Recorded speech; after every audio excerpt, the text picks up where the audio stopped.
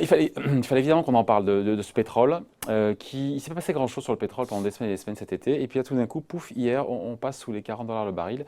Comment expliquer ce décrochage? On en parle avec Pierre Sabatier. Bonjour Pierre. Bonjour David. Économiste et président du cabinet PrimeView. C'est vrai que pendant quasiment tout l'été, on a navigué aux alentours de 45 $.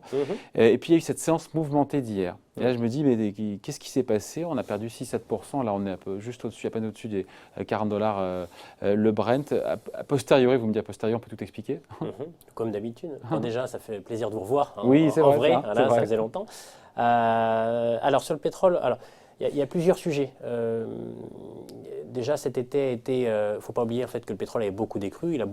Finalement, la période de délivrance que l'économie a vécue, que les marchés financiers ont vécu, le monde des matières premières en a bénéficié. Ouais. Et donc, il y a eu un recovery initial qui a installé le pétrole entre 40 et 50 $. Ouais. Donc 40-45 $. Et hier, pouf, décrochage. Oui, mais aujourd'hui, le pétrole, c'est un actif financier. C'est bien sûr un actif réel, mais c'est aussi un actif financier. Et qu'est-ce qui s'est passé hier? C'est que depuis quelques séances maintenant, vous avez des actifs risqués, notamment aux États-Unis, qui ont beaucoup décru, notamment le secteur technologique.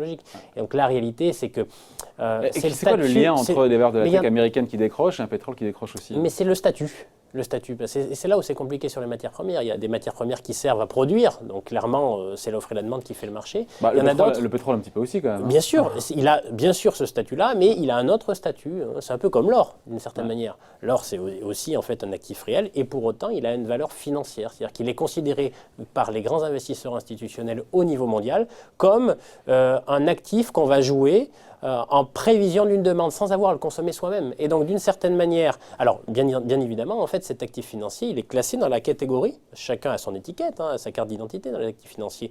Les obligations, c'est sûr, l'or, c'est sûr, enfin, c'est comme le coffre, concrètement. Les actions, c'est risqué, le pétrole, ça fait aussi partie des actifs risqués. Et lorsque vous avez de la tension, une tension sur les actifs risqués, eh bien, il est totalement illusoire d'imaginer que le pétrole peut s'en sortir indemne. Donc, concrètement, là, aujourd'hui, sur le mouvement qu'on vit actuellement, on a une forme de plateau sur les marchés financiers, et il y a de l'aversion pour le risque qui est en train d'émerger. C'est assez logique, puisque vous l'avez évoqué jusque-là, les nouvelles économiques ont été bonnes jusque-là, commencent à se tasser. Ouais. Donc on est plutôt sur... Sans être mauvaise. Sans être mauvaise, mais on est plutôt sur un plateau. Donc on était en rute jusque-là, c'est-à-dire qu'on avait un effet de base très positif. En rute, n'est-ce pas? Ça me parle.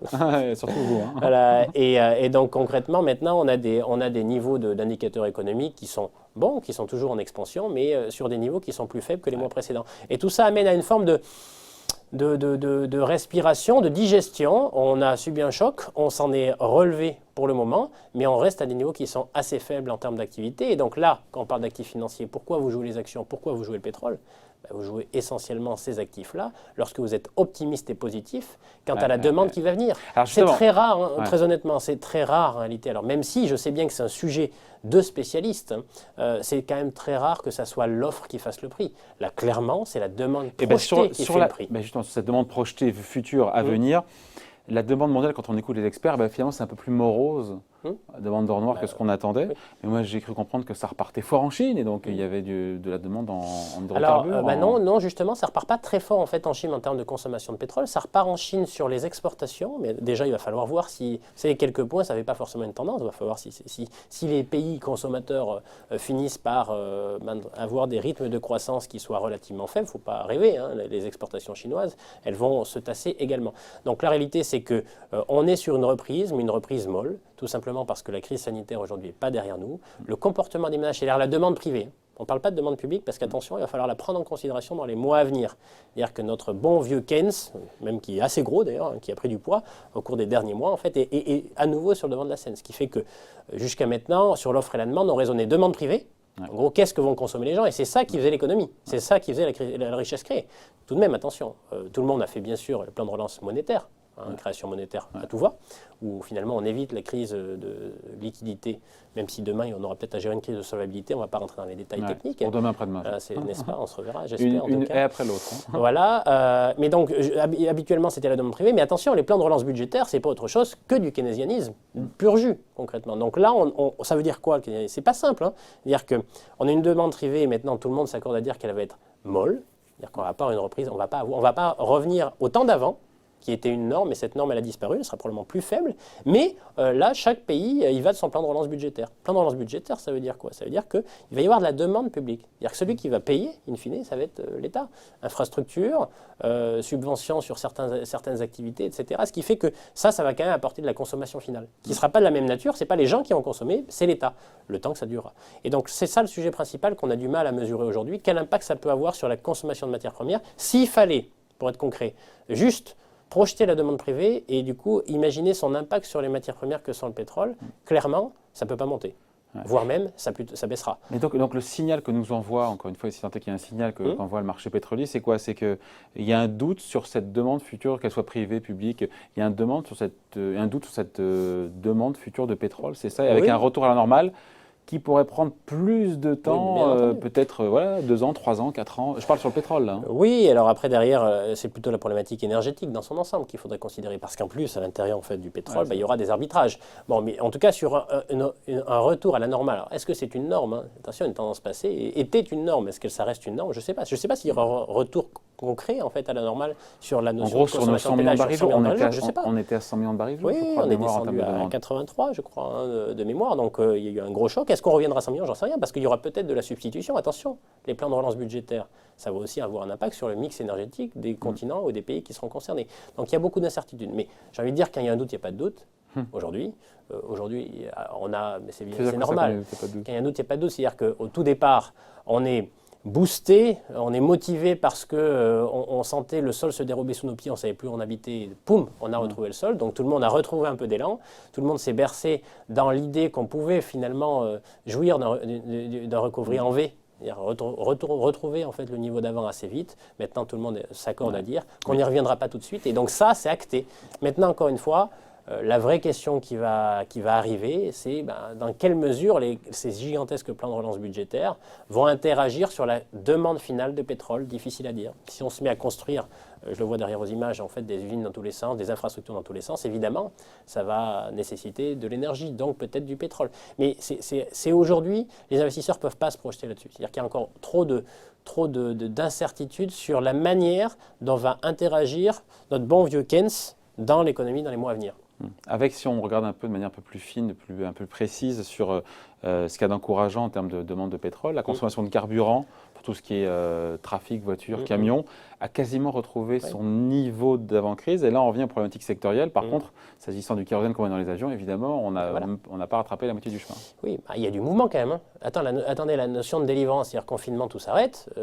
Délivrance égale tout repart. Et donc, c'est aussi un peu pour ça que le pétrole, peut-être à très court terme aussi, est assez fragile. Parce qu'on sort quand même de la saison dans laquelle les gens bougent. Le plus naturellement, à savoir les périodes de vacances. Et donc, il y a beaucoup de pays du monde dans lesquels, maintenant... le trafic aérien a réduit de moitié en Europe. Voilà, trafic aérien réduit de moitié et qui ne risque pas de revenir à la normale, là, pour le coup, avant, je ne sais pas si on y reviendra, pour le coup, parce que c'est évoqué juste alors, il va y avoir quand même des conséquences sur la nature des échanges physiques, donc entre les continents, avec des conséquences, des modifications géopolitiques en cours, à savoir une recontinentalisation des échanges. C'est-à-dire que probablement la Chine commercera plus avec avec l'Asie, les États-Unis plus avec les États-Unis, l'Europe, j'en sais rien, parce que l'Europe, on a toujours du mal à voir là où elle veut aller ou avec qui elle va commercer. Mais tout ça fait que sur le secteur aérien, déjà, c'est un manque à gagner. Attention, il n'y a pas que le carburant, il y a sur le chauffage. Tout de même, là en l'occurrence, il risque d'y avoir en fait un impact énergie alternative dans lequel il y aura peut-être une demande finale qui va être moindre, là, pour des raisons réglementaires, parce qu'un certain nombre de pays font des choix dans le cadre des plans de relance sur un mix énergétique qui sera moins favorable à la consommation de pétrole. Voilà, de fuel. De fuel, voilà. Donc, et après, derrière, sur le mouvement, alors là, pour le coup, c'est complètement lié au comportement des gens. Et bien malin, celui qui sait comment vont se comporter les gens demain. Est-ce qu'il faudra plus de voitures parce que les gens vont quitter les villes et donc vont prendre leur voiture? Le retour de la bagnole du fait des peurs sanitaires, des peurs de contamination de Covid, et on préfère avoir sa voiture. Oui, mais enfin, il me semble tout de même qu'au cours des 10 dernières années, on nous a martelé à de multiples reprises qu'on vivait une révolution technologique et numérique majeure. Il ne faut quand même pas la passer sous silence. C'est-à-dire que le numérique, il nous amène quand même à incorporer une dose, pas une totalité, mais une dose de télétravail qui fait que même si vous avez déménagé, vous avez quand même, pendant le temps de télétravail, vous n'avez pas bougé. Donc le mouvement, avec le numérique, on va dire, le numérique, il pousse à se passer d'un mouvement physique. Et le carburant, c'est le mouvement physique qui l'emporte. Donc ça c'est compliqué à dire. Mais en tout cas, quand on fait le point sur la demande qu'on peut aujourd'hui de manière certaine projeté. Secteur aérien Sur le pétrole. Sur le pétrole, compliqué. Carburant, les mix énergétiques qui sont projetés ne sont pas très favorables à cette matière première. La demande privée, difficile à dire, mais on voit bien que les indicateurs commencent à se tasser. La vraie question qui reste, c'est l'impact, encore une fois, de la sphère publique qui, aujourd'hui, a sorti... Et qui pourrait peut-être changer la donne, encore une fois. Qui pourrait changer la donne, dans un contexte où, évidemment, attention, vous êtes face au seul cartel autorisé au niveau mondial, tout de même, oui, le pétrole. Le pétrole. C'est amusant, d'ailleurs. Ça fait longtemps que ça dure. Mais où vous avez quand même une capacité... Il y aura quand même des chocs d'offres là-dessus. C'est là où c'est un peu plus complexe que sur les autres matières premières. Il n'y a pas que la demande qui compte, il y a aussi un peu l'offre. Déjà, vous avez le cartel qui permet de quand même produire moins pour maintenir le prix. Ouais. Puis l'Arabie Saoudite, au passage, qui casse, paraît-il, toujours les prix. Voilà, exactement. Donc ça, c'est le premier point. Alors attention, pour nous, c'est plutôt une bonne nouvelle. Pour les pays consommateurs, vous avez déjà une situation de chômage dans laquelle les gens sont en volume beaucoup plus précaires qu'avant. Si vous aviez en plus l'énergie, alors là, je veux dire, voilà. Donc ça, c'est plutôt positif. Après, il y a la question qu'on n'a pas du tout abordée sur le pétrole et on ne peut pas la passer complètement sous silence, c'est qu'aujourd'hui, il n'y a pas que le pétrole conventionnel qui compte, il y a aussi le pétrole de schiste. Évidemment. Et aujourd'hui, les producteurs américains sont en grande difficulté. Donc ça, à court terme, ça peut calmer. Mais je dirais que cette thématique de l'offre, elle est aujourd'hui, selon nous, à très court terme, secondaire par rapport à cette thématique des difficultés qu'on a à projeter une demande qui redevienne plus élevée que par le passé. Ce que je retiens, il nous reste 30 secondes, c'est que ce n'est pas aberrant, a posteriori, d'avoir ce décrochage hier, non, au vu de tout ce qu'on a dit. Maintenant, c'est le mouvement qui, comme assez perd 17% sur le pétrole en une journée, c'est pas rien, quoi.